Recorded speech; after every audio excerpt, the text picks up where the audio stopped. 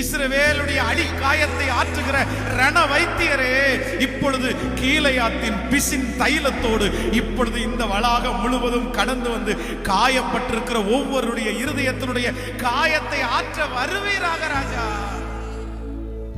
என் ஜனமாகிய இஸ்ரவேலுக்கு போய் சொல்லுங்கள், அவள் போர் முடிந்தது, அவள் போர் முடிந்தது.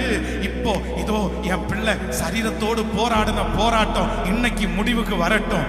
ஆண்டவரே, கடனோட போராடின போராட்டம் இன்னைக்கு முடிவுக்கு வரட்டும். ஹல்லேலூயா. மனசோட போராடின போராட்டம் முடிவுக்கு வரட்டும்.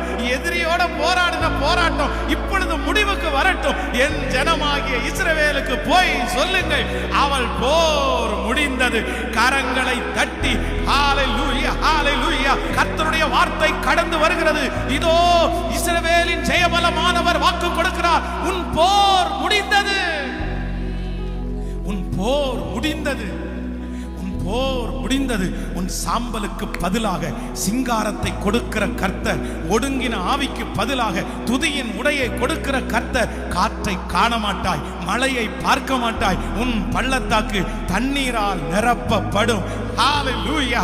இதோ உன் பிள்ளைகளை நான் ஆசீர்வதித்து உன் எல்லையை பெரிதாக்குவேன். இந்த வார்த்தை ஆம் என்றும் ஆமேன் என்றும் கரங்களை தட்டுகிற ஒவ்வொரு பேர் மேலும் இப்பொழுது அப்படியே நடப்பதாக. நீயோ அநேகம் ஜாதிகளுக்கு கடன் கொடுப்பாய், நீயோ கடன் வாங்காதிருப்பாய். அந்த வாக்குத்தத்தம் இதோ கரங்களை தட்டுகிற பிள்ளைகள் மேல் ஆம் என்றும் ஆமேன் என்றும் நடப்பதாக.